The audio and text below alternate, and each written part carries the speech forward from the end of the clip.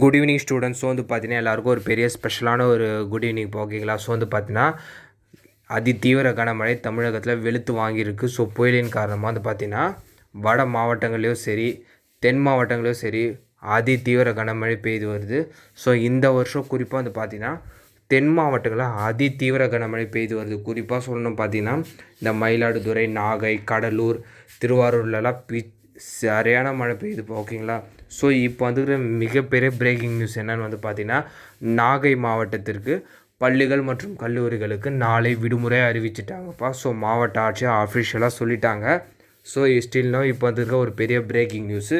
So Nagai மாவட்டத்துக்கு red alert கொடுத்துருக்காங்க ஓகேங்களா. ஸோ கனமழையின் காரணமாக நாளை பள்ளிகள் மற்றும் கல்லூரிகளுக்கு விடுமுறை அறிவிச்சிட்ருக்காங்க.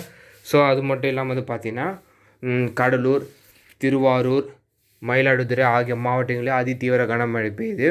ஸோ இந்த மற்ற மாவட்டங்களுக்கு வந்து பார்த்திங்கன்னா மேபி இன்னும் இன்று இரவோ இல்லை நாளை காலையிலேயே வந்து பார்த்திங்கன்னா லீவ் அனௌன்ஸ் பண்ணலாம். ஸோ அது வந்து நான் கண்டிப்பாக அப்டேட் பண்ணுறேன். ஸோ அது மட்டும் இல்லாமல் வந்து பார்த்திங்கன்னா புதுக்கோட்டை, விழுப்புரம், தஞ்சாவூர், அரியலூர், காஞ்சிபுரம், செங்கல்பட்டு ஆகிய மாவட்டங்களில் கனமழை பெய்து வருது இப்போ ஓகேங்களா. ஸோ அந்த மாவட்டங்களுக்கும் விடுமுறை இருக்கிறதான வாய்ப்புகள் ரொம்ப அதிகமாக இருக்குது. ஸ்டில்னா வந்து பார்த்திங்கன்னா நாகைக்கு அதிகாரப்பூர்வமாக லீவ் அனௌன்ஸ்மெண்ட் வந்துடுச்சு.